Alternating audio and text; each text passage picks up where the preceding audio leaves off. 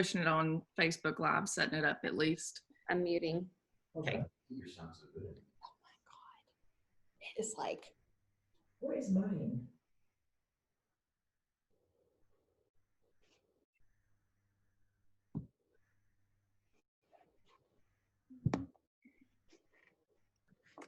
She's so animated.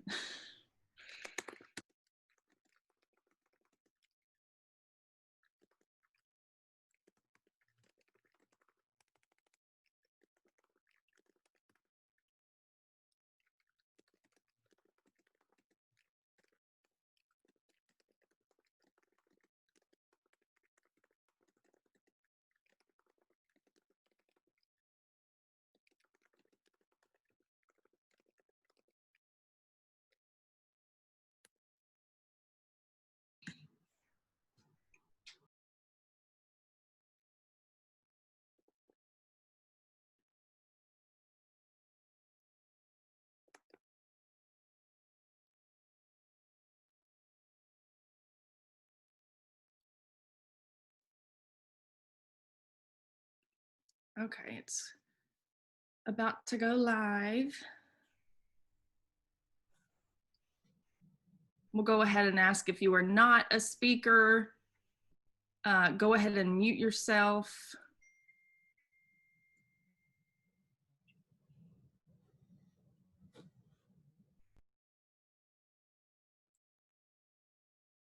And we'll go ahead and jump right into things.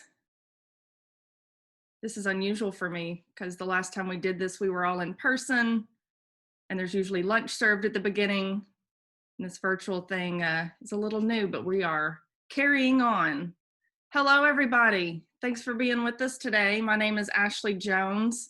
I'm the Managing Director of Community Programs here at the Venture Center, and I'm going to go ahead and share my screen.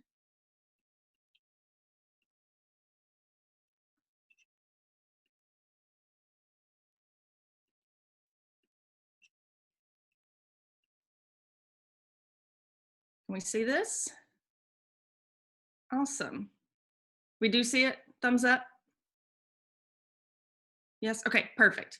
So yes, this is Lift the Rock.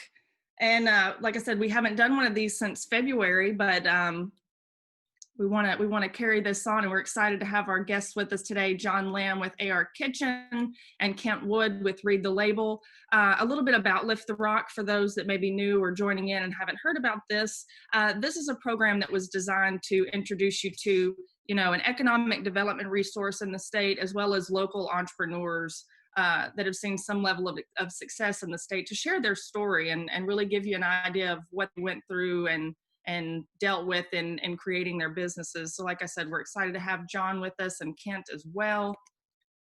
A little bit too about the Venture Center before we get started. The Venture Center is a nonprofit entrepreneur support organization.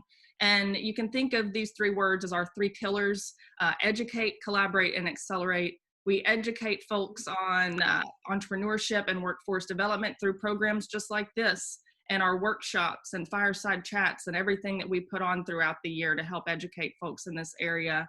We collaborate with other entrepreneur support organizations, businesses, colleges, anyone with the same mission and vision as we share.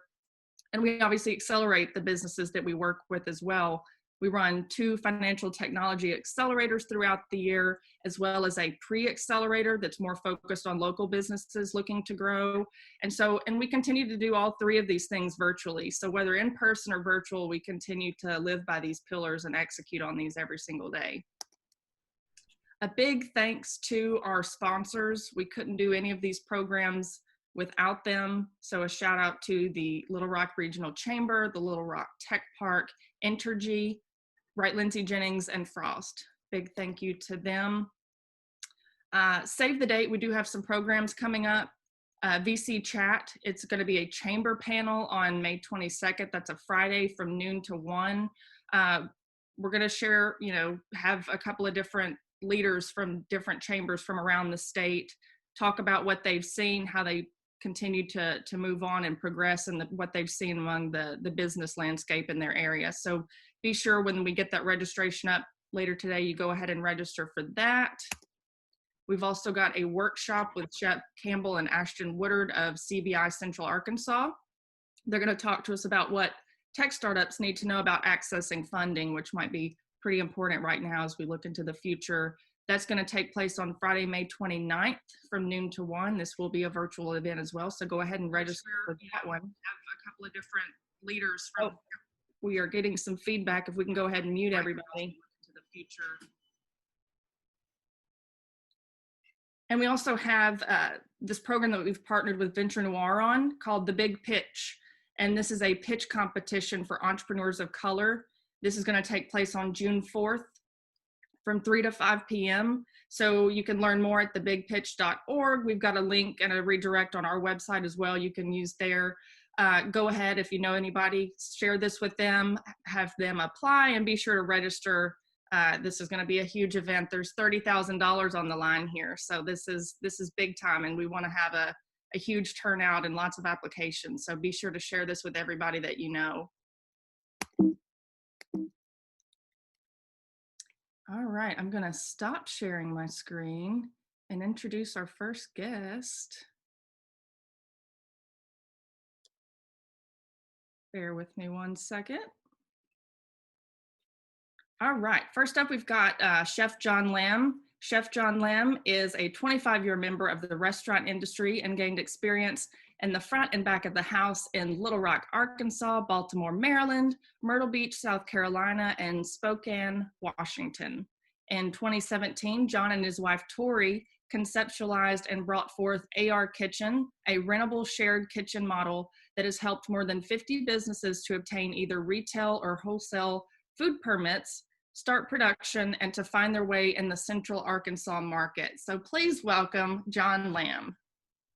Hi, thanks, Ashley.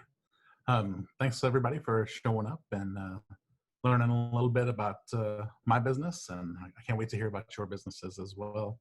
I run ArKitchen. We are a kitchen for rent that is unique to Arkansas. We're the first of our kind. We offer a premier space to customers, members, if you will, that may not have $1 million or $500,000 of investment. Our businesses come in right off the street and sometimes are just scratching out their business and trying to find their way. We help people to get their food permit. We have found that a lot of these businesses really need some guidance getting through some of the paperwork that the health department has put out. It's not always super clear. So we can help kind of point you in the right direction and then offer you a space that is going to be suitable for your business. We offer a wide host of professional equipment. We have a 5,000 square foot kitchen, so many businesses can get in our space and be working with each other at the same time. And we find that those businesses can collaborate, and we've seen friendships made, and it's just a real neat place and a real neat community. Let's see, trying to think. Most of what we do has been derived from a want for myself to really try and help the community. I started out just as a line chef and moved up through a little bit of schooling and worked into the front of the house, and found I really liked doing that as well. I've worked at 30 different commercial kitchens, and that kind of helps me to, because I've seen so many ways of things done, I can kind of help people in a unique way. So that's a little bit about myself. Ashley was very clear on where I worked. I'm proud of my kind of statewide and national work that I put in from coast to coast, from Spokane to the East Coast. I just hope that I can keep serving the community. And it's been so fun. It's like a labor of love to really open this place up and watch businesses grow. I've really found a lot of pleasure in what I do. So it's fun sometimes to to get my nose in with some of the chefs and some of the business owners, and really discover a lot about their businesses as they're discovering themselves. So we service both brand new businesses. We also host a lot of businesses that are already developed. Businesses like Coco Bell, RSVP Catering. These people came in with strong businesses already, and we're able to catch them a lot better deal than if they were in their own brick and mortar. I've got a little slide. I don't know if I'm smart enough to share my screen. Let's see here. No, maybe not. You can go onto Facebook and see a lot of the benefits that we post on there. We bundle all of the bills that a normal business would have into 3 separate packages that are very that are scaled for our small businesses, can get in for as low as $220 a month and have access to all of our equipment just as if they had built their own, $250,000 kitchen. And that's a big deal for a lot of people. There's not that kind of access at some of the churches, or sharing a restaurant space with anybody else. We have a real unique thing. You can put all of your business underneath one roof.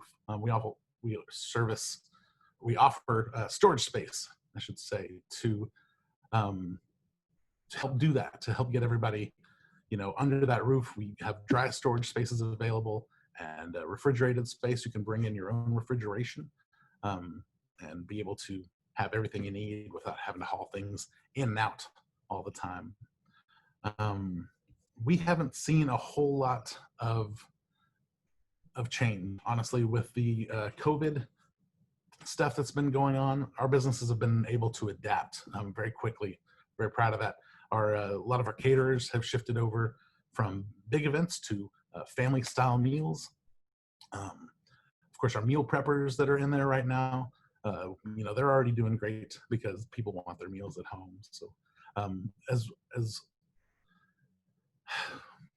as much as we are awesome for setting up a business, we're also very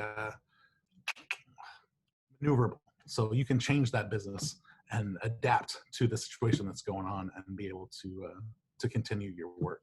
And so I would say 90% of our businesses have been unaffected, aside from, a little bit lower revenues. They're still working. They're still paying rent and paying for storage and stuff. So they're finding their way as well. And we're happy to have been a part of that and service the community in that way. Has anybody got any questions so far? John, I was going to ask you, we have a lot of entrepreneurs that tend to watch this, and they're looking for a little bit of inspiration, and they want to hear about your journey and how you got started as an entrepreneur in this food space. Can you share what that journey is for you? What you talked about conceptualizing it with your wife. Can you take us through that journey and what led you to where you are? Sure. So me and my wife we both think we're very smart, exceptional people, of course. And one day we were sitting down and kind of scheming what the future was going to look like for ourselves. And as I thought, myself, I would like to open a catering company. So we started looking into what that's going to involve. And, we had to go find some brick and mortar, and we had to make sure that was outfitted with a grease trap and a vent hood, because I like working with gas. Electric is not awesome. And as we started looking at this, it's like the numbers just kept adding up and adding up. We couldn't understand. I mean, we couldn't understand how every small business has to go through the same thing and spend, hundreds of thousands of dollars getting a place ready just to open up. So, we're, like I said, we're moderately intelligent people. So we thought, this has got to be, we've just created this idea all by ourselves. We should take this nationwide, right? So we actually ended up Googling it and found out that it's already out there. And people have been rocking the commercial kitchen experience for a long time in larger cities. And so Little Rock didn't have one. So we said, you know what, we've got to do this. We've got to bring this to Little Rock. We've got to bring this to Arkansas and make sure that other entrepreneurs have as much opportunity as people in other cities. And the food that has come out of ArKitchen has been so awesome. Kent's part of that. He has a great brand and a great mindset. And it's other people like him that are also in this community that are going to really help our local food system to flourish. Can you talk about when you decided that you wanted to do this thing and move forward? How was the process in finding a location for this, and how did you settle on where you are? It was a long process for us. We took 6 months walking through Little Rock and looking at different spaces and finding the right landlords as well. You really have to get to know your landlords before you ever sign that first check. We looked at multi-level spaces. We looked at places downtown and on this side of town and on that side of town. We wanted to be centrally located so that everybody would have an equal chance to, get to wherever they're going quickly in Central Arkansas, be it Jacksonville, be it Benton, or Pine Bluff, Maumelle, where we made sure that we were going to be centralized and be near a freeway so that people can get out and get quickly. So there's a lot of thought process involved in where the perfect space was going to be for us. Finally, we found this great space that used to be a gym, and we were able to negotiate a great price with the landlord that was there. He's a super guy that believes also in what we're doing. So that's a huge help right there. Whenever you're looking for property management, find somebody that believes in you and that is, as into the project as you are. My landlord is, like I said, he's a passionate person and he could get behind what we were doing. So we got a great rent price, and we didn't need store frontage, so we set up in the back of a building, and that was able to help a little bit too. It was like I said, 6 months down the road before we ever signed a contract. Once we did sign, he worked with us very closely in getting the place ready, just how we needed it. Although, he'd also never built anything like this before, so it was often confusing, and I'd get some strange looks out of him sometimes, like, what do you need 3 commercial, three compartment sinks in here for? What do you need? Is everybody going to drain that at one time? How do we work that out? So there was some good discussion with him in building that. So. Yeah. Can you walk us through the process? Say I'm working out of my house and I need a larger space to prep food or do whatever. For those that this space may be good for, can you walk us through the process on how we get about to use your space? Yeah. So once you're ready to cross over from that cottage industry or break out into where you're ready to sell, try selling, even, testing your product in, say, a food market. You come get a tour. We take you through the kitchen and make sure that the space is going to suit your business. All of our businesses put down a $250 security deposit and an application fee.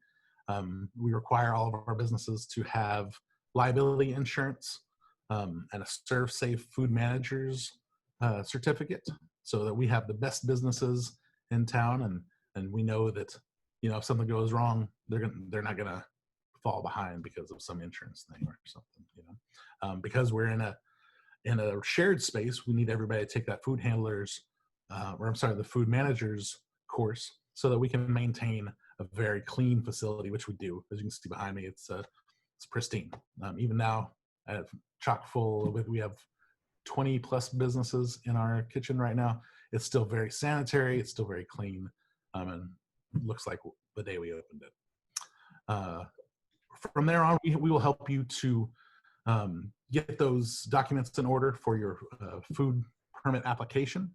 And there's 4 documents that you got to put together there. The biggest being like standard operating procedures. And we can help guide you through that. Our manufacturers have to go through a lot more paperwork. If you're doing that, you need to fill out an entire food safety plan, which is necessary, it's kind of like building a business plan, and you just really get to know your business when you build up these documents. And we turn that in for you, and all of our businesses sign a 6-month lease with us. We find that's very low risk, and keeps everybody feeling good. You know, if you're going to sign with any other brick and mortar, you're looking at a minimum of 2 years, maybe 3 to 5 years, depending on the landlord that you're talking to. So 6 months keeps everybody, you know, feeling good about the money that they're going to spend in our kitchen. After that, you're pretty much good to go. We'll give you a little key fob and give you 24/7, 365 access, and just let you run your business. So that's about the easiest walkthrough I can give you. Yeah, that's awesome. And then just kind of thinking about the grand scheme of things and you being so invested in this food community, what is your outlook for restaurants and businesses in this food industry? Maybe a couple of months down the line, 6 months, a year? I mean, who can say? You know, right now we've got to be able to kind of corral what's going on. I don't know if anybody can predict what's going on until we come out the other side. It's going to be a new world. Things have changed so much, and I see a lot of policies sticking around after after we are released back into the wild, if you will. I see a lot of personal growth and business growth from everybody. I'm really positive about what's going on right now. That is a fair statement. I like that. And then for anybody looking to get into the food industry, maybe not starting a commercial kitchen, but anyone maybe looking to start a restaurant or be in the food space, what advice do you have for them? Ooh, take your time. Take your time. Measure your surroundings. Make good partnerships. That's really it. You follow those things right there, you're going to be okay. That's fantastic, and probably words to live by regardless of industry, right? I think those are applicable to anyone starting a business. I'd like to open it up for questions. Does anybody have any questions for John? You can unmute yourself or you can pose the question in the chat box. Yeah, this is Kent Wood. Like John said, I had experience there at the kitchen last year, and something I don't think John mentioned, but was a big benefit for us was he allowed us to bring in our own equipment. He has a lot of equipment there. So John, talk about maybe the versatility you have a little bit, and where people can come in and adapt space or adapt equipment to meet their own needs. Thanks, Kent. That's a really good question. We have a private suite in our kitchen that allows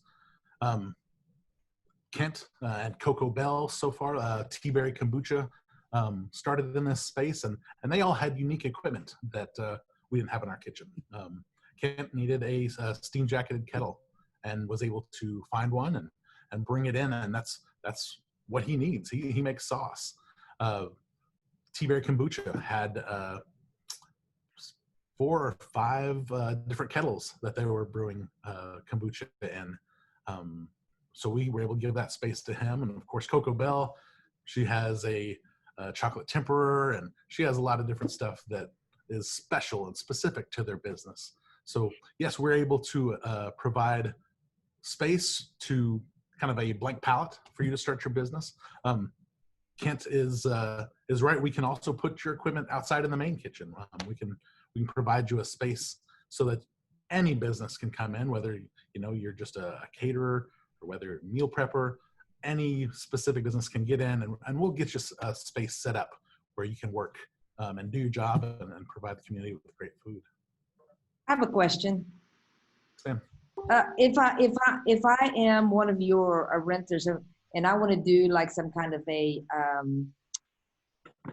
party or a cooking class, is that allowed? Absolutely. Now we typically reserve that for our members. Walk-in classes can be done, but it takes a little coordination. Of course, we want to make sure that our contracted members have every space that they can to get their job done. So we can take that time, and we can set aside some class spaces. Mojo Sushi, who started in our kitchen and has graduated out and has her own space in Baptist and the Heart Hospital, I think. She often comes back for classes, and it's a great way for food businesses to make a little extra money, is to teach people, show people how they're doing things. So there's some found revenue right there in itself too. So basically, it's up to the individual members to, to work with you and book it and market it. That's right. That's right. Our software allows our members to come in and book anytime. So, we could be sitting here talking and somebody is, although I don't think I have anybody on the scheduler for tonight, somebody could be booking a class right now. You never know until that email comes through. But so if you're, let's say yourself, who's not a member just yet, would like to come in, we can find a time, I think, but it may not be the exact time that you want. We have hot spots on the weekends. Our caterers are usually jumping. So a Tuesday or Thursday or something like that is where I typically try and stick those classes. Sometimes a Sunday night or something like that. We just look for some off time. So I'll work with anybody to try and get you in there and promote stuff. There's just some limitations. Thank you. Anybody else? I think we got time for maybe one more question. On a roll. Maybe one more. Nope. Well, thank you everybody for putting up with me and listening to me stammer through my presentation. I appreciate that. Thanks, Ashley, for letting me do this. Absolutely. And I dropped your website in the chat as well as on Facebook. So if anybody wants to check out his website or get in contact with John, you can do so through that channel. Becky has something to say. Go ahead.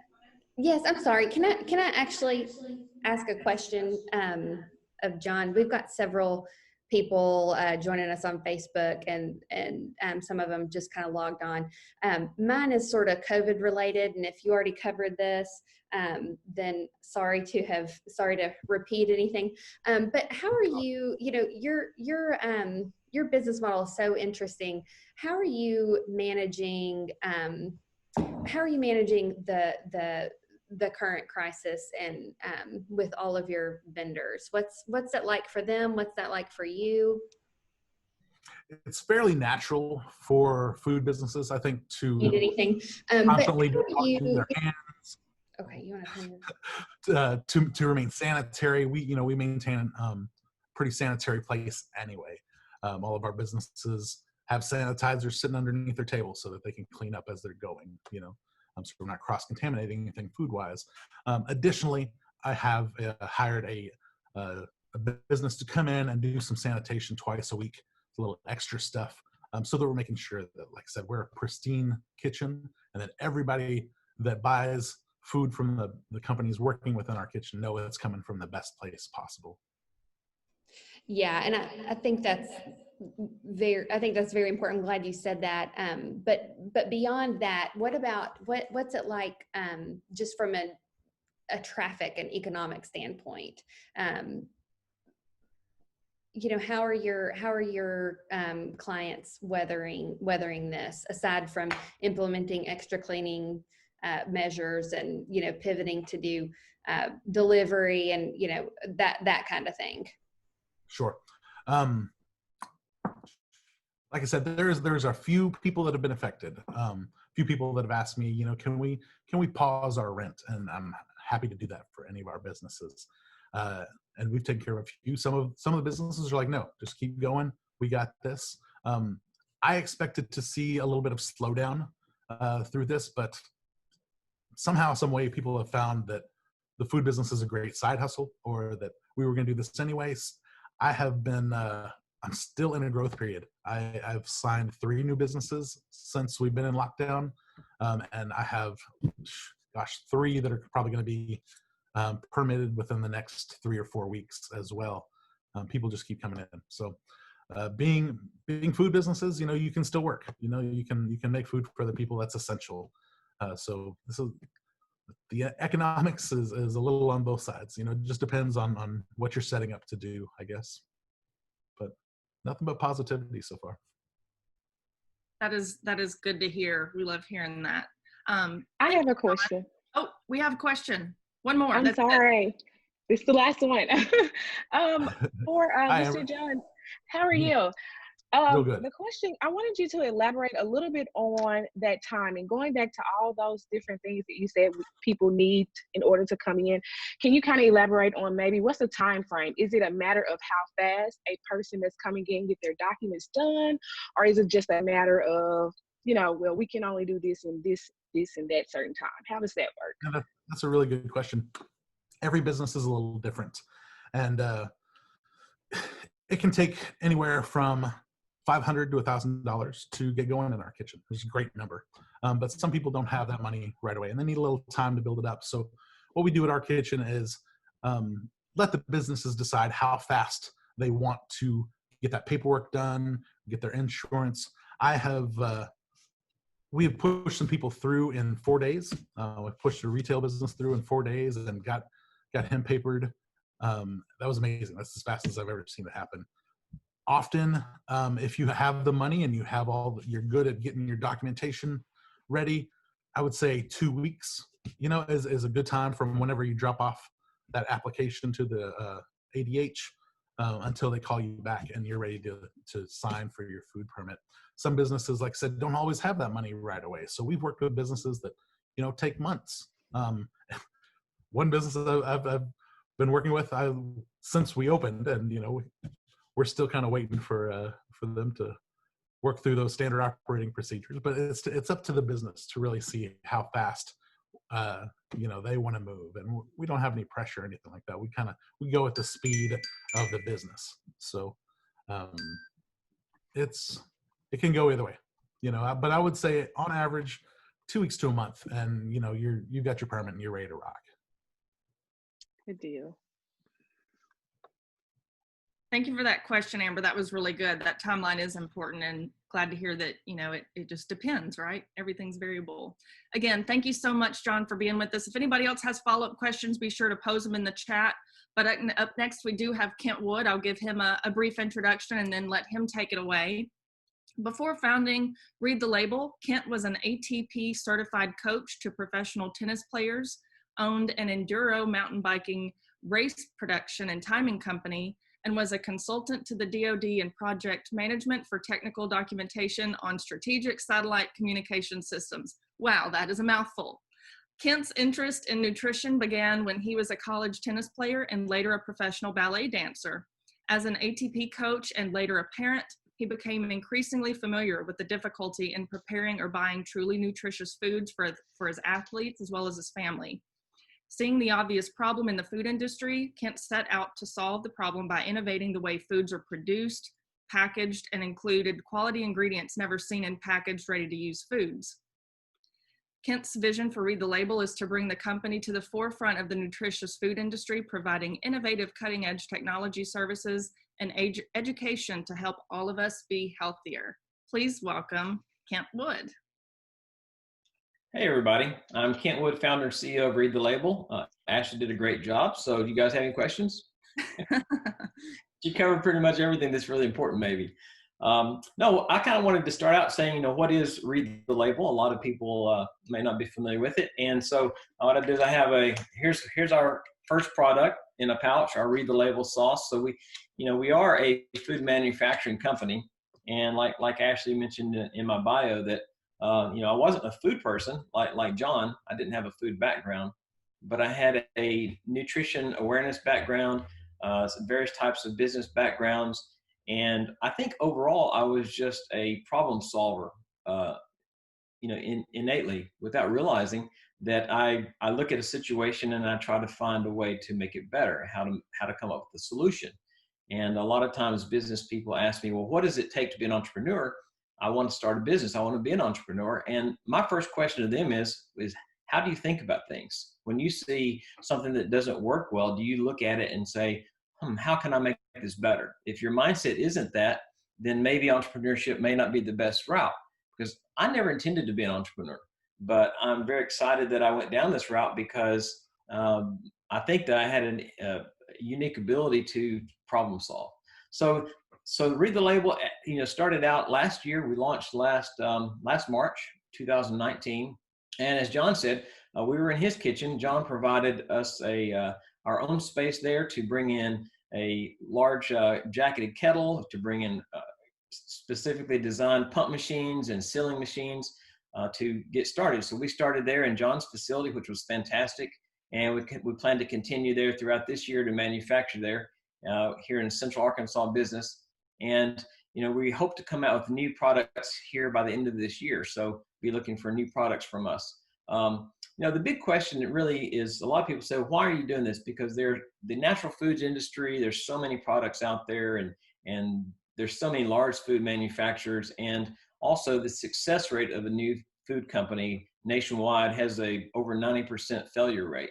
And I wasn't discouraged by that, because I really believed that so many people were trying to solve the food and health problem with Band-Aid fixes. People were just sticking one type of ingredient in something because it was the new buzz ingredient, like hemp seeds, or somebody would change some packaging and maybe come out with a little twist. And I thought, well, none of that really solves the problem that I'm seeing as a parent. As a parent, I saw that when I would look at the labels and really read the labels, the vitamins and mineral levels and were extremely low. And I never really understood that. So I started out and I went to the University of Arkansas's Food Innovation Center. And anybody wanting to start out in the food industry, I highly recommend you look into that, because they can provide you with a lot of guidance from an FDA standpoint, labeling standpoint, packaging, and manufacturing. Because to make something in your home kitchen, or to make it in a small scale, to scale that up is a whole another animal. And a lot of what John was talking about with the operating procedures and everything required from the Arkansas Department of Health and the FDA to package a product and to get it into the market is quite a bit of a learning curve. So I started this project in 2015, doing research, learning everything I could about FDA requirements, learning what it would take to create a shelf-stable product. And the University of Arkansas's Food Innovation Center was a fantastic way to minimize cost in research, to lean on food science people and food manufacturing knowledge, because they have Tyson's, they have Del Monte, they have a lot of large corporations that do testing in their facilities. So it was really unique to have that here in Arkansas to do. And then to transition from there to Arkansas Kitchen was a really easy transition. I already knew how to create the operating procedures, all the recall measures and everything. So that was an easy transition. But one thing I wanted to really touch on here is a little bit about our strategy, because starting out as a food company, I'm going to try to share here. Ashley, you tell me if I share properly or not, okay? Okay. So what I'm trying to do here, I don't know if it's sharing or not.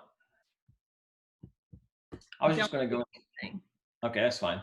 So what I wanted to talk about was, as a food company, a lot of people, investors, other business people in the community, they see us as food. And I really believe that our health problems in this country are very food related. As a matter of fact, over 89% of all the people that have passed away from the coronavirus had a chronic disease of some sort, which, diabetes, heart disease, a lot of illnesses that are directly food and lifestyle related. So to just make a food was not necessarily the strategy here. The strategy was really about finding a way to give people more than just food, but giving them a community, support systems, education on how to be healthier. And so this past week, we started our new Be Healthier magazine, which is a blog based on how to read labels. The name of our company, ReadTheLabl, is by design there to create people's awareness, not just read our labels, but read everyone's labels. And so we developed this blog series to help educate people on what to be looking for, because we really don't know a lot of times, and there's a lot of confusion to what we should be doing and trying to be healthier, eat healthier, and being able to read labels so that we can find the foods that are better for us. We have a corporate nutritionist, Conley Weeks, that is from here in Little Rock. And I brought her in early on to help me understand what she as a nutritionist was seeing with clients. She worked out of a gastroenterologist's office, receiving clients that were coming straight from a specialist because of having health problems. And she said, Kent, the main problem that we have as nutritionists is we don't have products we can point to directly. And unfortunately, doctors will admit they're not educated properly. You come in there, you have a pre-diabetes issue, they're going to give you a medication. They're not educated on how to help you with lifestyle nutrition. So they lean on nutritionists and exercise and therapists to get you onto a different lifestyle plan. But I feel like, well, if nutritionists can't point us to products, then it's difficult, because I was finding it difficult to fix nutritious foods at home for my own family. My little boy was born 3 months premature. He's healthy and fine now, but when I was trying to make healthy foods for him, it was a challenge to always buy fresh vegetables, and I couldn't find anything in the stores that was nutritious. And so that's the big part of why we did this. It's about being able to educate people and help people down a road to be healthier. And then, one of the big challenges that I faced, that early, I went to a lot of different marketing companies to show them what we wanted to do, to try to have an idea of what we were up against from a marketing and awareness standpoint in the industry. And Rev 365, which is an agency here in Little Rock, they basically put Mountain Valley Water on the map. They do a really good job. They said, Kent, the great thing about what you're doing is nobody's done this before to the degree that you're doing it. But the bad thing is nobody's done this before. And so they said, it's going to be you're going to have a hard time, because just putting a product out there that is very different and much more nutritious is something people don't know they need yet. And I agree with that. And now, after a year later, I can attest that it has been difficult to raise awareness to people that if you go to Whole Foods and you buy a packaged product, just because it says it's organic, it doesn't mean it's nutritious. My saying is that organic cardboard is just as nutritious as non-organic cardboard. A lot of food products are cooked to the point where there's no nutrition left in them. And so that's a big part of the why of what we are. And it also really is the challenge that we faced, is raising awareness where people know that they need to look for more in vitamins and minerals. It's not just the carbohydrate or the fat content. You need to pay attention to those things. It's important to also pay attention to labels of what you don't want in your foods. For example, pesticides or preservatives and stuff like that. But if we take everything out, if we avoid the preservatives and all that, artificial colorings, but then we don't have nutrition in our food, then we have a problem, because you can't find that in the stores. And that's kind of what the big challenge we faced. Another big challenge that I think entrepreneurs should look at closely, and you're going to find a lot of different advice out there about funding and the capital side of a business. I laugh at the advice that I read every place and I got from a lot of people was, raise more money than you think you need, but don't raise much money, because you're going to have to give away a lot of your company to do it. And I was like, okay, which one do I do? Because you can't do both. So I self-funded this company. I put it close to $30,000 into it out of my own money. And I did find a Little Rock investor, came as an angel investor, and he believed in what we were doing. And so I got just enough money in my first round, seed round, to buy the equipment that I needed, to buy the packaging I needed, because I had to literally buy 75,000 of these little pouches just to get started, because it's customized. I couldn't get this just off the shelf. And it's not just the printing. I had special requirements. And so to order 75,000 pouches, to buy all the specialized equipment, the raw materials, all that took a good bit of money, but I didn't raise more money than it took to launch. And I felt like, and my advisor said, Ken, I don't know that's a good idea. But I was like, well, do I really want to give away a big portion of my company to raise the money to go? So in hindsight, I would have raised more money. I think that if you can raise as much money as possible, double the amount of money you think you need over the first couple of years, and that's probably where you need to go. But you always have to weigh in the factor of, how much of your company do you want to give up to do that? So that's been a big challenge, is the financial side of it. And so a big challenge we faced this year, we shifted our focus in December to get our products into healthcare. We have a doctors group in Louisiana that had agreed to work with us to do a proof of concept in their doctor's clinic. They work with diabetics and that type of patient that really needs a nutrition solution for their health issues. And so they had the contracts, they're about ready to sign a 6-figure contract with us to provide products to them, to use our products in place of medicine in their clinics to prove that nutrition can reverse diabetes. And then COVID-19 hit. I mean, we were like just days away from signing the contract, and they were immediately swamped with all the COVID requirements, you know, from the government and trying to take care of their patients. That just totally annihilated the entire contract possibility. So, you know, I always laugh about the business plan, and people say you write a business plan knowing that it's not going to come true. What you plan to do won't happen. It's something else is going to happen. And so being flexible has been probably the biggest lesson that I've learned, because that has been obviously a big impact on us, because we were shifting all of our focus, all of our marketing, everything onto, you know, going into healthcare to be the first company ever to have foods prescribed by doctors and through pharmacies. And so we'll see what happens with that. We're still not able to get back into that environment yet. One thing I do want to do is I wanted to shout out about this book that I found, The Road Less Stupid, by Keith Cunningham. I think this is maybe the best business book I've ever run across. Mr. Cunningham has had a lot of businesses, and I like how he just says things, you know, if you're doing this, that's stupid. Good, honest advice. So The Road Less Stupid is a great book that I lean on and use as a guide rather than just a quick read. So I don't know if there's anything else that you know I really need to cover now. I think that like with John, I agree that I have a very positive outlook about the outcome of COVID-19 and the impacts on us. I was surprised that more people didn't purchase more products from us because our products are available online. Our products boost your immune system, and yet as Americans, we you know, there's a lot of media out there talking about how much more the snack food industry has really benefited from this. You know, people are finding comfort food, looking for comfort food, when they probably should be looking to raise their immune system and buy the healthiest food they could. So that, you know, it's like you can't plan on what's going to happen. You just kind of look at what's happening and then you pivot from it. But so the impact on us, you know, stores actually bought a little bit less product from us during this period. I think that's because people were going in looking for staples. I think that was an impact there.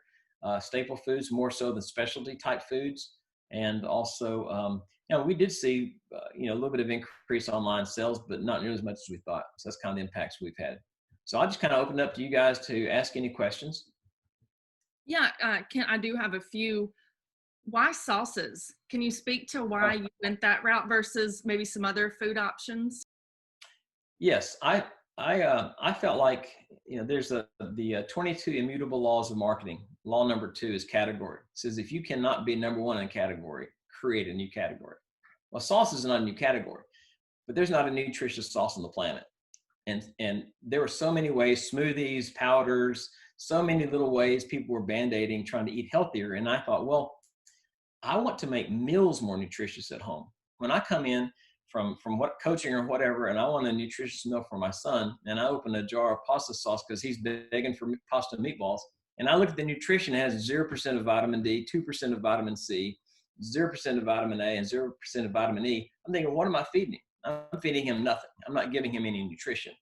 And that's where the sauce idea is like, you know what, if I can create the most nutritious sauce ever, people can add that to their meals. Whereas other healthy foods in the health food industry are basically snack related, smoothies, powders, snack bars, and stuff like that. And so I wanted to find a solution that would differentiate us in the food category of sauces, so that your meal can be healthier, even if you're using it on tacos, whatever. You can just add it to anything to make it your meal healthier. It's a good question. Mm-hmm. And can you talk about the flavors that you have right now? And is there any thought about expanding those flavors or bringing in different types of food? Yeah, we have Marinara Plus. So that's the one that it does sell the most, because people look at marinara and they know what to do with it. We have one called Veggie Soiree, which is 12 fruits and vegetables. And that's the most nutritious food product on planet Earth, guaranteed. I can stand behind that. And people are surprised at tastings when I'm out sampling at products. Little kids love our vegetable sauce on chips. And moms are like, oh my goodness, I can get vegetables in my child this way. And we have matcha sriracha. I thought sriracha is such a growing, interest in spicing things up. And we all like a little spice here and there. But there are no nutritious ones. So I made matcha sriracha, which is extremely nutritious and not sweetened with sugar, but sweetened with dates. So those are 3 of our tomato-based products. And I've had a lot of requests for products that do not have tomatoes. So we are looking at an Alfredo, a vegan Alfredo sauce. We're looking at, we are going to come out with the most nutritious ketchup that's ever been made this year. And I think that's going to be a big hit. And we're going to put it in a very specialty type squeeze thing that ketchup has never been used in before. So we're excited about that one. But we're also looking at in the snack realm, you know, on the go type products. Cyclists and runners and sailors and different people are wanting you know, something that they can use as a snack. And believe it or not, a lot of people are asking for our vegetable sauce, the veggie soiree, in a little squeeze pouch as a snack. So that's kind of where we're going with products. Mm-hmm. And I can speak for one of those. I have had the veggie soiree. It was delicious. I had it over pasta, and I also used it as a dip on chips. So either way, it was delicious. Okay. Where can people find this product? You mentioned it's in stores and online. Can you speak to the specifics of where to find it? Yeah, I mean, you know, here in Central Arkansas, we're in about 6 stores: Drug Emporium, Bramble Market, Heights Corner Market, a lot of those stores like that, Green Corner Store. And you can also find it in Harps up in Northwest Arkansas, and 5 Harp stores, and Ozark Natural Foods up there. We're just hired on a national sales manager, and he is getting us into the national stores around the country. So that we hope that happens by the end of this year, is to get into the big national brands. But we're also online on our website and also on Amazon. Good to know. And I have one more question, then we'll turn it over to the audience. Just like I asked John, what are some tips or advice for those thinking about entering the food industry, whether it's a restaurant or a product or a service? What tips or advice do you have for folks? It's interesting how I've had several people come to me, probably about 1 a month comes to me saying, hey, I want to market this product or market that product. And my first question to them is why? Why is this product why are you going to bring it to market? What problem are you solving? Like, all my friends all tell me that I make the best barbecue sauce there is. And I was like, well, okay. So, you know, and I said, well, if you go to the grocery store, you're going to see at least 20 brands of barbecue sauce. You know, what differentiates you? And so a lot of times we have to, you know, we have to really look at why. Why would somebody want it? And then what's going to make them buy it over somebody else's? And these questions, a lot of times, I think early on, people overlook the question of the consumer and looking at it from their perspective. You know, you're asking people to give up their money. Why would they do it? You know, and it's not just marketing. There has to be some kind of personal hook there that causes that person to want to make a shift, because you are competing with other dollars. Those dollars are going to come to you or someone else. And that's a big question. But the other thing is, I find, is that a lot of times people don't look deeply enough into what's required from a shelf stability, FDA, Arkansas Department of Health. They don't really do enough research up front. I literally spent 2 years researching before I even thought of getting my product out. And I have sat with people that bring a product to me. They have their packaging designed, they have all this designed, and they're ready to go. They say, okay, I'm gonna get ready to launch this. I'm like, well, what about how are you going to keep your product? What's your shelf life? All these types of questions as to the distribution and the shelf life of it. And we sit down and do the math. It shows up there's no way they can sell their product enough margin to be able to ship it around the country refrigerated and get it sold. And so really doing the research is what I really highly recommend, is to find people like me that have done it before. Go to just somebody like John, go to the University of Arkansas's Food Innovation Center and just do a lot of research so that you hit those things that really are going to make a difference early on. That is so important. And I know I've shouted those things from the rooftop with some of the entrepreneurs we work with. You can't say it, you know, enough. Do your research, do your research, do your research, and look at the current alternatives that are currently available. How do people solve the problem now?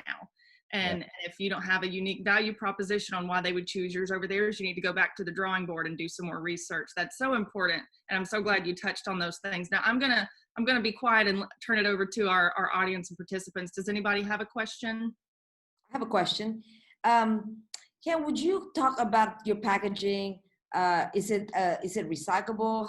What made you package your products the way you did? Our household always looks for some recycling packaging like glass. So I was just wondering what your thoughts were when it comes to designing your packaging. Yeah, Mimi, you always tell me I don't talk about my packaging enough, and that's great. Because I was coaching tennis players, I spent time in Europe, and I saw a lot of things in pouches that are in jars over here. And I was curious about that. And so I started looking to see what it would take and doing a lot of research on why things are packaged the way they are. And that led me to understand why there is not nutrition in our foods. Let's take a marinara sauce that you go to your local natural food store for. They package it in glass. The UV light breaks down the nutrients because it gets through the glass into the product. They're putting it in glass because they're able to put it into a retort machine and cook it over 300 degrees and destroy it. So I was looking at the whole process, was not just the package itself, but the manufacturing process that was involved.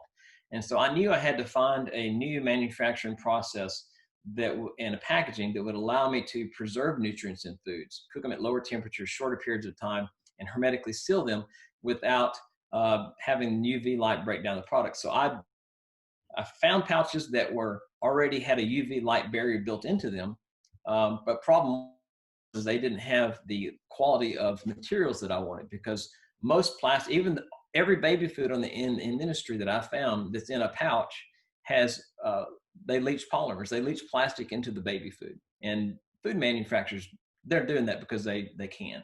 You know, people are fooled that package doesn't affect the baby food.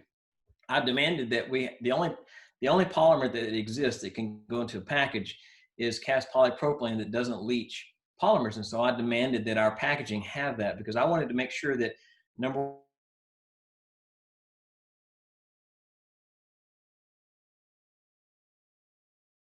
Where'd he go?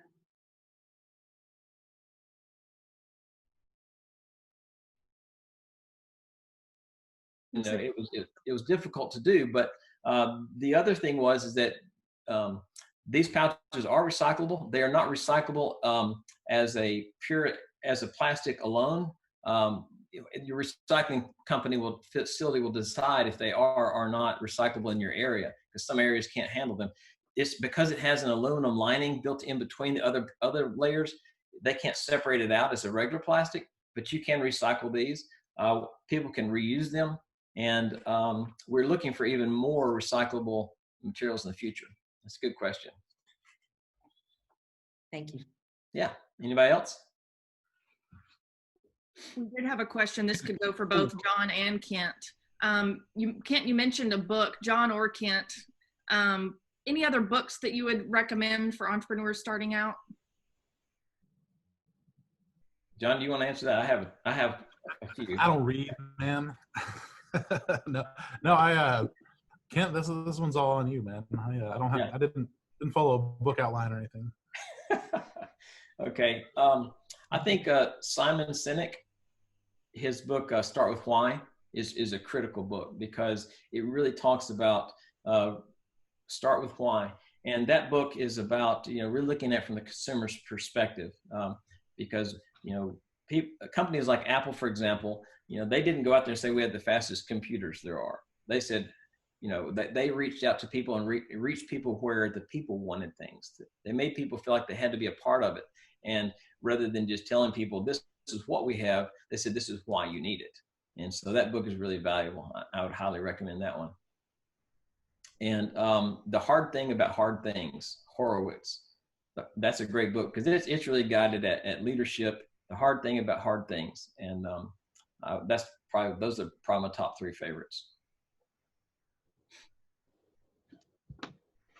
Ken, I was wondering if you could expand a little bit more, on your R&D phase. You mentioned a little bit about the versatility of your sauces, and I can attest to that. I was lucky enough to be around Kent while he was producing a lot of these, and we found that it was great for chips and many other things. During the research and development process, did you expect anything like that, or were you just shooting for the pasta sauce? And what do you think? Could you tell us a little bit about the stumbles that all of us are going to run into while we're developing our products?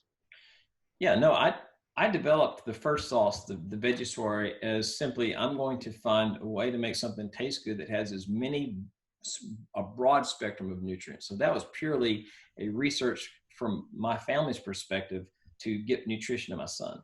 So that sauce came from just home use and how I was using it. And then when I started researching it and finding out that I actually could, because it's very expensive to make our products because we use very expensive ingredients, very high quality ingredients. When I got the product developed and got out there and people started talking about how they use it, I was the one surprised. I didn't expect people to use our veggie soiree as, a dip. I didn't expect people to make pizzas with the matcha sriracha necessarily. I didn't expect people to make salad dressing with our veggie soiree. So those things were kind of like, I got that from the consumers, and that's why I started out. And this goes into some stumbling stones. A lot of times people assume their product's going to be great, and they get it out there and they go manufacture, they get to the process, and they haven't done enough consumer feedback. So what I did was, before I even had my packaging, is I went to the Natural Foods Expo in Baltimore in 2018. And I basically sampled to about 3,000 people over the course of 4 days just to get feedback. What do you think about this? Would you buy it? How much would you pay for it? I was talking to consumers. I was talking to nutritionists, buyers, store buyers. So, it cost me $8,000 to go to that show, carry my stuff there, sample products there for people. But that $8,000, I walked away from that going, this will work. People like it. People have ideas on how they'd use it. Buyers believe it would sell in their stores. So that R&D, a big part of it was getting in front of people and letting them taste it. And as soon as I got launched in last year, I went to almost every produce market there was, sampling my product, just get as much feedback as possible. So I think a lot of hurdles and a lot of failures in business, especially the food industry, will be minimized if people do more upfront research with the consumer and everything like that. I agree. Get out to those farmers markets or conventions or whatever. Great answer. Yeah. Anybody have any other questions? I think our time is. I do. I have a quick. Sorry. I have a quick question. Can you tell us a little bit about why you chose the name that you chose and why you chose to treat it graphically and the way that you did and and the spelling, and just talk to us a little bit about that. Yeah, the name of my company originally was Nature Sauce, which a lot of people laughed at that, a lot of jokes on what it was. And I thought that doesn't really fit. And I was talking to a marketing company, and they said, what do you want people to do more than anything? I said, well, one thing I don't want to do is I don't want to put badges all over the front and market it on front. They said, what do you want them to do? I said, I want them to read their label. They said, hello. So I came home and I did my research, found out right away if I could or could not get a trademark on it, my domain name, all that. Found out that ReadTheLabl, LABEL, was taken. I could not get a trademark on that. So I thought, So I did some research again in psychology and found that if you take a vowel out of a word, it makes it more memorable subconsciously. And then I thought the slogan, take the E out of label because we don't put anything in there you don't need. So that kind of drove to the dynamic of it. And so I created the little label, cut it out, put it on my mirror in the bathroom. And I walk in there one day and my son, who at the time was 9, was standing there with his hands on his hips, looking at it. And he said, and we don't have a bleep here, but he says, people just need to read the freaking label, don't they, Daddy? I'm like, you're exactly right, son. And that really pushed me to say, that's what I need to do. And I did have a graphics designer kind of help me position it a little bit, but I just looked around at what appealed to me and hoped it would appeal to other people in the design. Awesome. Love it. Thank you. Yep. Anything else, guys? I think anybody else going once, going twice? Well, thank you so much to John and Kent. This has been some valuable information for anybody in this food industry, but a lot of the topics we covered today are valuable for those that are not in the food industry. So again, thank you so much for being here to answer questions and give your perspective on how this journey's been for you. Thank you to our audience, both on Zoom as well as Facebook. We had someone watching from Ecuador, which is kind of cool. So big thank you to our participants that continue to show up and show the value of these programs. And also a thanks to our sponsors, Right Lindsay Jennings, Frost, Entergy, the Chamber, the Tech Park. We love all you guys, and thanks for supporting us. We do have a ton of programs coming up. Be sure to check out venturecenter.co. Go check out John Lamb, ArKitchen, and go check out ReadTheLabl. And we will see you next time. Thank you all.